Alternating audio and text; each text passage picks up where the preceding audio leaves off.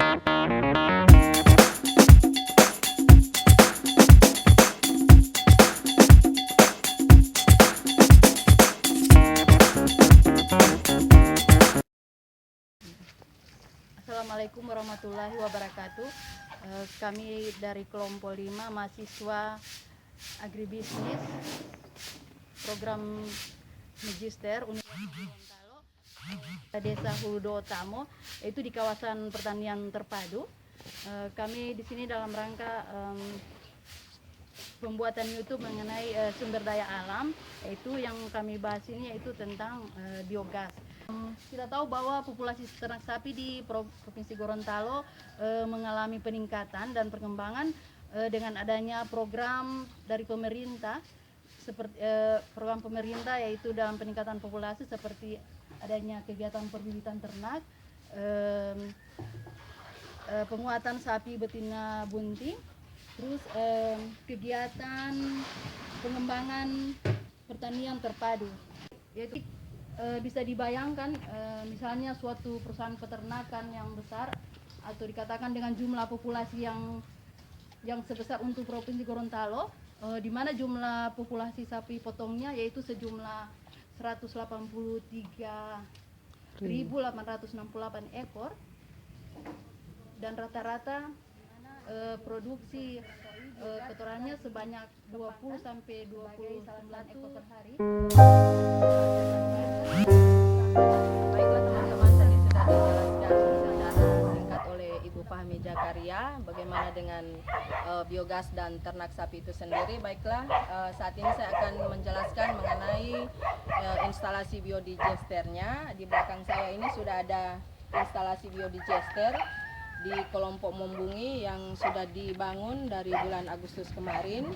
Dan pada saat ini saya akan menerangkan sedikit mengenai biogas. Jadi biogas ini adalah campuran dari berbagai jenis gas seperti metan atau CH4. Itu dia mengandung 50-65% zat metan, dan karbon dioksida itu dia mengandung 30-40%, dan ada kurang dari 1% mengandung hidrogen sulfide.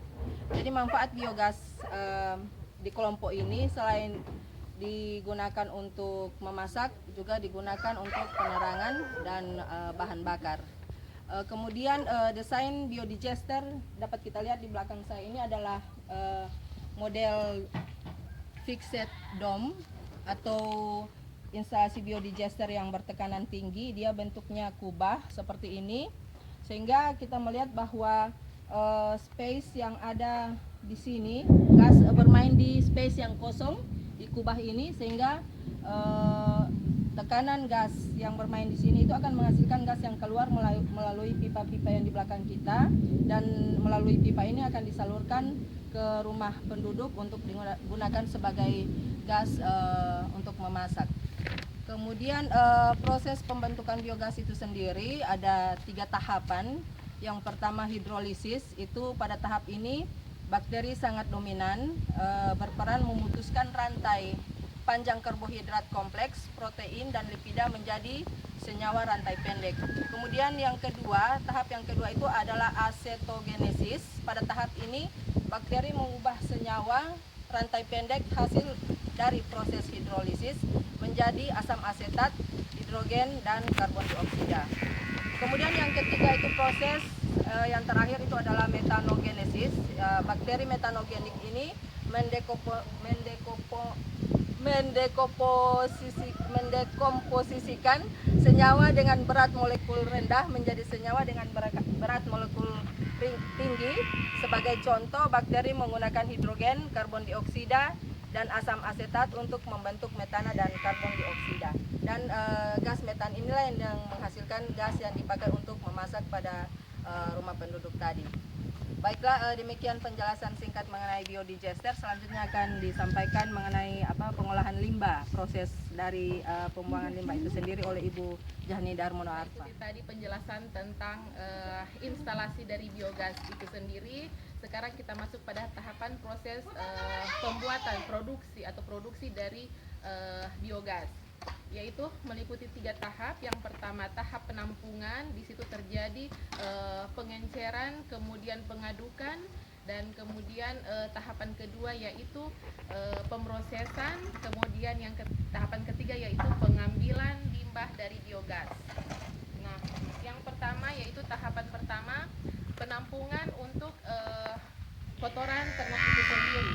Jadi kotoran yang ada di sini akan dialirkan ke inlet, akan masuk ke dalam inlet, di mana pada inlet itu kotoran akan dicampur atau diencerkan dengan air dengan perbandingan 1:1.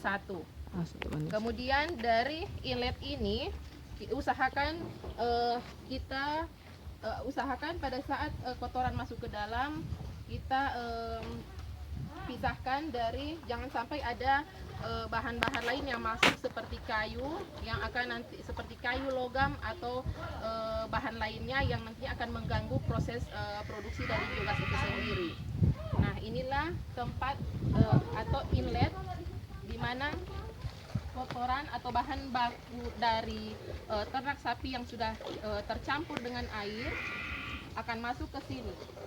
Dari sini akan kita akan mengaduk kotoran ini, kemudian dari inlet ini bahan baku akan masuk ke dalam digester. Nah, setelah kotoran masuk ke digester, yang kedua yaitu tahapan pemrosesan.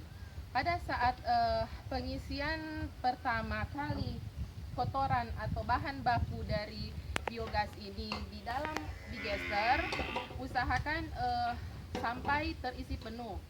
Dan pada saat gas pertama akan dihasilkan dengan kurang lebih 4-15 hari, gas yang dihasilkan ini nantinya akan keluar melalui pipa atau paralon yang nantinya disambungkan dengan kompor atau alat-alat listrik lainnya yang dengan memanfaatkan bahan biogas itu sendiri. Kemudian setelah kotoran gas terisi penuh, gas metan yang dihasilkan telah penuh di dalam digester ini, maka slurry yang dihasilkan dari digester ini akan dengan otomatis akan didorong oleh gas metan yang ada di dalam dan akan berpindah melalui lubang yang ada di dalam, berpindah ke outlet yang ada pada tahapan ketiga. Nah, tahapan ketiga ini yaitu proses pengambilan dari dari limbah biogas itu sendiri.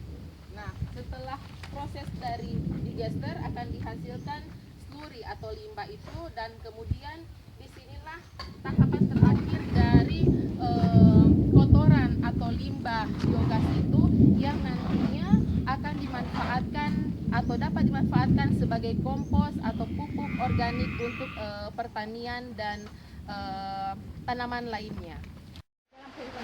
Jadi inilah yang dapat kita saksikan pada saat ini sebagai hasil dari pemanfaatan biogas yang tadi telah kita paparkan. Nah, pada saat ini ya, jadi rumah tangga ini sudah dapat memanfaatkan biogas, yaitu melalui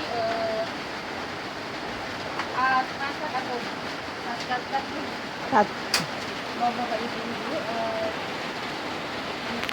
inilah hasil akhir dari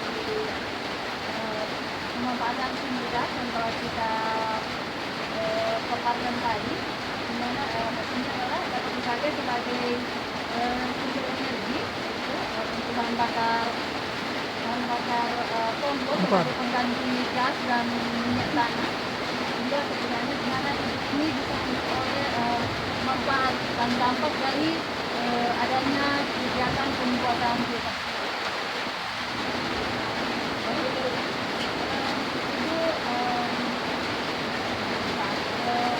Apa yang manfaat dari adanya kegiatan pemanfaatan biogas sebagai pengganti minyak tanah atau gas? Apa yang ibu rasakan manfaatnya? Senang.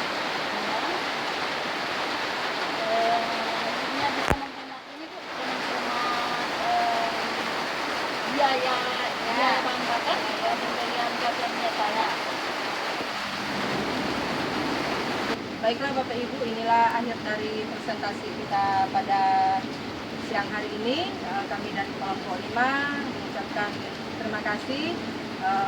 Tapi sebelum itu kami akan memberikan kesimpulan daripada strategi pemanfaatan sumber daya alam. Dalam hal ini kami mengambil tema mengenai biogas, dan ini adalah merupakan salah satu contoh pengembangan sumber daya alam, yaitu energi alternatif terbarukan melalui pengolahan limbah ternak atau feses sapi menjadi biogas. Dan harapan daripada pemerintah Provinsi Gorontalo sendiri bahwa dengan adanya program biogas ini masyarakat dapat masyarakat bisa menghemat pengeluarannya, baik artinya kalau setiap hari masyarakat menggunakan 1 liter minyak tanah, dengan adanya biogas dari kotoran sapi ini dengan memakai kompor gas, maka pengeluaran yang 1 liter minyak tanah dengan harga 12.000 per liter itu akan berkurang, sehingga diharapkan dapat meningkatkan kesejahteraan dan taraf hidup daripada peternak itu sendiri. Demikian, terima kasih. Wabillahi taufiq wal hidayah. Wassalamualaikum warahmatullahi wabarakatuh.